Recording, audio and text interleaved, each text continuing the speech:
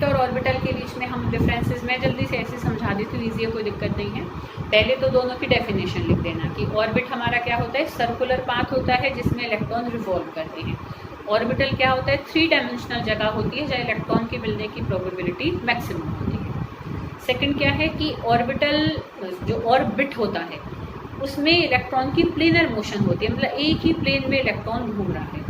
और ऑर्बिटल में क्योंकि उसमें कोई जगह निश्चित नहीं है तो वहाँ पर इलेक्ट्रॉन की मोशन कैसी होती है, 3 डायमेंशनल होती है। ठीक है, तो orbit represents the planar motion of electron and orbital represents the 3 dimensional motion of an electron. ठीक है बेटा, आ रही है बात समझ में।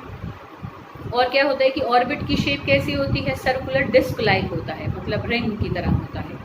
पर जो ऑर्बिटल होता है उसकी शेप कैसी होती है, ऑर्बिटल्स तुम अभी हम आगे बस चलने वाले हैं, नेक्स्ट टॉपिक में हम देखेंगे। ऑर्बिटल्स ना बेटा 4 टाइप के होते हैं, तो हर टाइप की ऑर्बिटल की शेप अलग अलग होती है। ठीक है बेटा, तो वो कौन सी 4 होती हैं, उनकी शेप कैसी होती है, उनको हम आगे चल के टॉपिक्स में देखेंगे। पर डिफरेंस में तुम लिख सकते हो कि ऑर्बिट्स तो सारे सर्कुलर होते हैं पर ऑर्बिटल्स सारे सर्कुलर नहीं होते हैं, अलग अलग ऑर्बिटल की अलग अलग शेप होती है। ठीक है, अरे बेटा बात समझ में। और भी देखो हम इसमें कह सकते हैं कि जो ऑर्बिट, एक ऑर्बिट में मैक्सिमम कितने इलेक्ट्रॉन आ सकते हैं उसको हम 2n स्क्वायर फॉर्मूले से निकालते हैं। ठीक है, we can find out with the help of formula 2n square. ये तुम्हें पहले बता चुकी हूँ मैं जब हमने बोहर का मॉडल किया था कि जैसे n क्या है, वैल्यू ऑफ ऑर्बिट, n अगर 1 है तो हमारे कितने इलेक्ट्रॉन्स आ जाएंगे, 2 आ जाएंगे। मतलब पहले ऑर्बिटल में ज़्यादा से ज़्यादा 2 इलेक्ट्रॉन आ सकते हैं, दूसरे ऑर्बिट में ज़्यादा से ज़्यादा 8 आ जाएंगे। ठीक है, तो एक ऑर्बिट में ज़्यादा से ज़्यादा कितने इलेक्ट्रॉन आ सकते हैं, we can find out with the help of this formula. But in an orbital maximum 2 electron can be there. एक ऑर्बिटल में ज़्यादा से ज़्यादा 2 इलेक्ट्रॉन आ सकते हैं, 2 से ज़्यादा इलेक्ट्रॉन एक ऑर्बिटल में नहीं आ सकते। तो these are some points of differences between orbit and orbitals, a very important difference. ठीक है, so you must learn them. तो इन डिफरेंसेस को तुम्हें बेटा ज़रूर याद करना है, ऑर्बिट और ऑर्बिटल के बीच में जो डिफरेंसेस हैं। क्लियर बेटा। अब हम अपने बहुत ही ज़्यादा एक इम्पॉर्टेंट टॉपिक पर आ रहे हैं इस यूनिट के, जो मतलब एक बहुत आधार है इस यूनिट के आगे के इम्पॉर्टेंट टॉपिक्स का। और ऐसे भी समझ सकते हो तुम कि जो मेन यूनिट है ना वो हमारी यहीं से ही है, जो मतलब जो सारे कंसेप्ट हमें आगे की यूनिट्स में भी यूज़ होंगे, 12th में भी यूज़ होंगे, जब तक केमिस्ट्री पढ़ोगे तब तक यूज़ होंगे। ठीक है, तो वहाँ से एक बहुत इंपॉर्टेंट पार्ट हमारा शुरू होने जा रहा है यूनिट का। इसके मैंने अलग से तुम्हारे लिए नोट्स बना दिए हैं बुक में, क्योंकि बहुत डिटेल है और बहुत कॉम्प्लिकेटेड है तो दिक्कत होगी इसे समझने में, तो वो मैं तुम्हें फ़ोटो सेंड कर दूँगी। तो अब हम जो अपना नेक्स्ट पेपर उसको समझना ज़रूरी है बेटा। ठीक है, तो समझेंगे हम वीडियो के थ्रू। तो next topic is quantum numbers. ठीक है, तो देखो क्वांटम नंबर्स क्या होते हैं।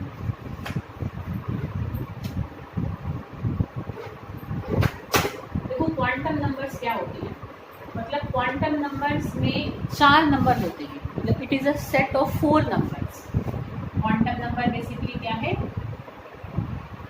कि 4 नंबर्स का एक सेट होता है जो कि हमें इलेक्ट्रॉन के कंप्लीट एड्रेस को दे देता है। मतलब एक एटम के अंदर कोई इलेक्ट्रॉन कहाँ पर रह सकता है, कहाँ रहने की संभावना उसकी सबसे ज़्यादा है, तो वो हम क्या है क्वांटम नंबर्स की हेल्प से निकाल सकते हैं। मतलब it is just like the postal address of a electron. जैसे कि भाई हमारा एड्रेस हम तक पहुंचाने का काम करता है ना, हमारा जो पोस्टल एड्रेस होता है, तो उससे कोई भी चिट्ठी पत्री या कोई भी आदमी है वो हम तक पहुंच सकता है हमारे एड्रेस के थ्रू। ऐसे ही कोई इलेक्ट्रॉन एटम के अंदर कहाँ पर रहता होगा, कहाँ रह सकता है, मतलब सबसे ज़्यादा उसके रहने के चांसेस कहाँ ज़्यादा होंगे, वो हम आराम से बता सकते हैं अगर हमें उस इलेक्ट्रॉन के चारों क्वांटम नंबर्स की वैल्यूज़ पता हैं। ठीक है, तो ये एक तरीके से इलेक्ट्रॉन का एड्रेस हमें दे देते हैं, कौन, क्वांटम नंबर्स। ठीक है, तो ये 4 होते हैं क्वांटम नंबर जो कि हमें इलेक्ट्रॉन की एक तरीके से, इलेक्ट्रॉन कौन से शेल में रहेगा, कौन से सब शेल में रहेगा, कौन से ऑर्बिटल में रहेगा, क्या उसकी एनर्जी होगी, क्या उसकी ओरिएंटेशन होगी। ओरिएंटेशन मतलब क्या उसका डायरेक्शन होगा। इलेक्ट्रॉन ना घूमते हैं ना बेटा, तो जैसे लट्टू होता है ना, तो जैसे अपनी धुरी पर घूमता रहता है, तो वो ऐसे घड़ी की तरह भी घूम सकता है, घड़ी के अपोजिट डायरेक्शन में भी घूम सकता है। इलेक्ट्रॉन क्लॉकवाइज भी घूमता है, एंटी क्लॉकवाइज भी घूमता है। ठीक है, तो इलेक्ट्रॉन क्लॉकवाइज घूमेगा कि एंटी क्लॉकवाइज घूमेगा, ये भी हमें क्वांटम नंबर्स बताते हैं।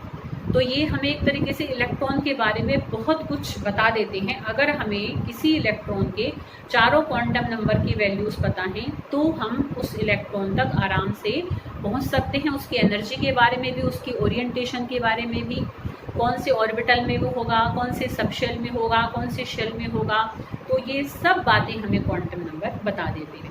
तो हम अपने सबसे पहले क्वांटम नंबर पे चल रहे हैं, that is principal quantum number. ठीक है, तो पहला क्वांटम नंबर हमारा कौन सा होता है?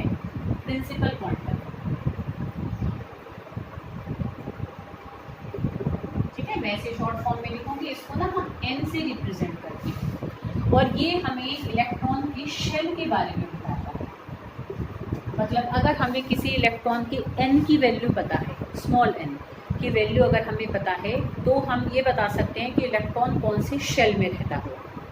ठीक है, किस मतलब शेल में उसके रहने के चांसेस ज़्यादा होंगे, मतलब वो अंडरस्टूड है, उसका मतलब वही है। ठीक है, तो अगर मैं कहूँ कि रहता होगा या मैं कहूँ कि रहने के चांसेस हैं, वो अब एक ही बात है, उसको अब हमें ये बात को मतलब पहले ही दिमाग में बिठा लेना है। ठीक है, कि अगर मैं कह रही हूँ रहता होगा तो इसका मतलब हाँ रहने के चांसेस सबसे ज़्यादा होंगे। ठीक है, तो आई बात समझ में कि प्रिंसिपल क्वांटम नंबर हमें इलेक्ट्रॉन के शेल के बारे में बताता है।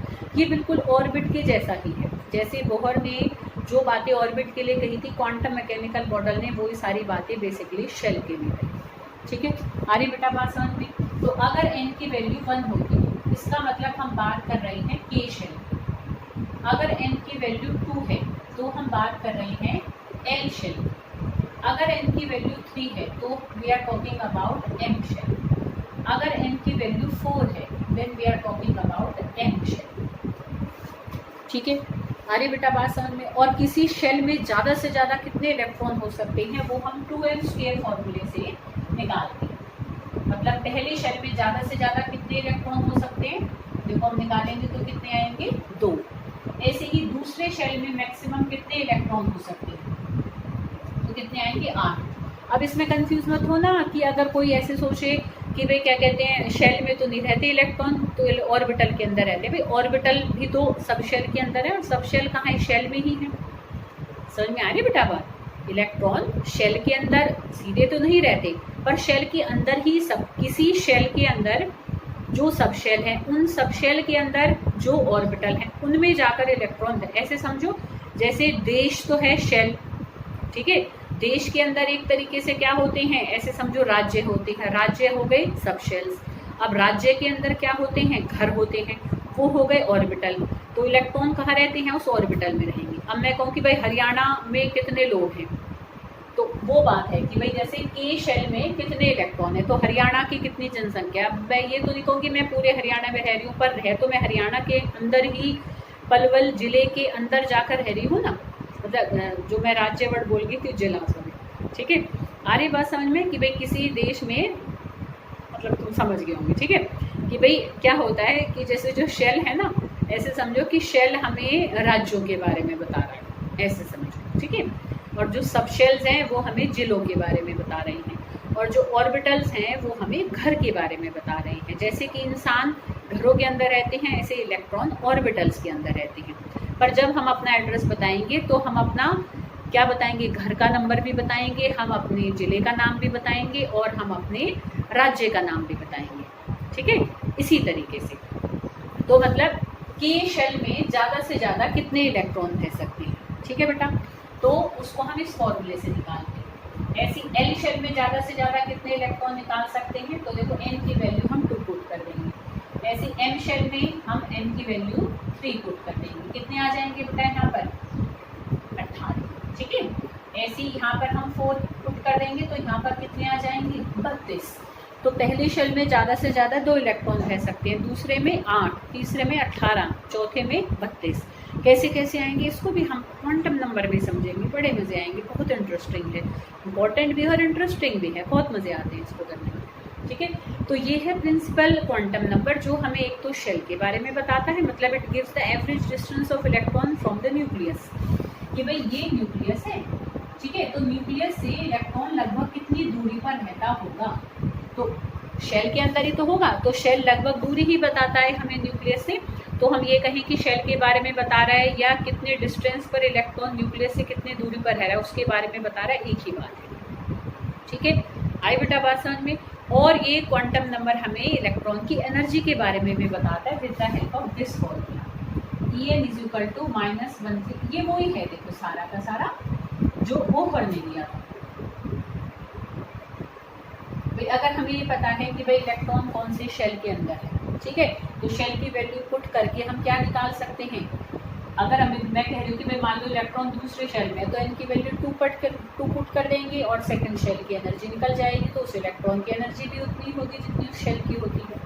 ठीक है, पर ये जो फॉर्मूला है दिस इज एक तरीके से अच्छे से एप्लीकेबल तो होता है हाइड्रोजन एटम या हाइड्रोजन लाइक पार्टिकल्स के लिए, मतलब जो एक इलेक्ट्रॉन सिस्टम्स होते हैं जिनमें एक ही इलेक्ट्रॉन है, ऐसी वाली चीज़ों पर क्या है ये फॉर्मूला हमें इलेक्ट्रॉन की एग्जैक्ट एनर्जी बता देता है।